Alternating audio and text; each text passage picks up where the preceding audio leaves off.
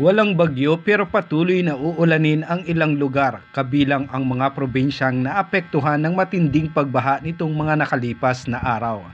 Ang mga pag-ulan sa bansa ay dulot pa rin ng shearline, hanging amihan at localized thunderstorms. Ang shearline ay nabubuo sa pagsasalubong ng mainit at malamig na hangin. Dala nito ang makapal na ulap kaya nagdudulot ito ng maulang panahon.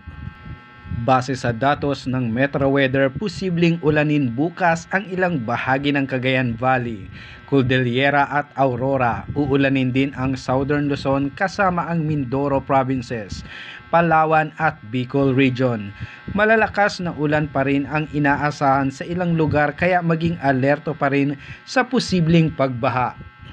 Sa mga taga-Visayas, uulanin ng malakas bukas sa Western Visayas kabilang ang Panay Island at Negros Provinces. Uulanin din ang Central Visayas pati sa Samar at Leyte Provinces. Kailangan din ng paghandaan sa Eastern Visayas ang posibleng mga pagbaha at landslides. Halos buong araw ang ulan bukas sa malaking bahagi ng Mindanao. Matitinding ulan ang inaasahan sa Zamboanga Peninsula, Sorsogon, BARMM at Davao Region. Kaya doble ingat din sa tsansa ng flash flood o landslide.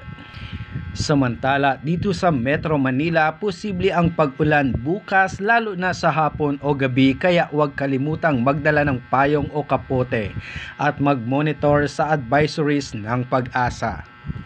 Manatiling nakatutok sa Weather Balita para sa mga bago pang update. Don't forget to subscribe.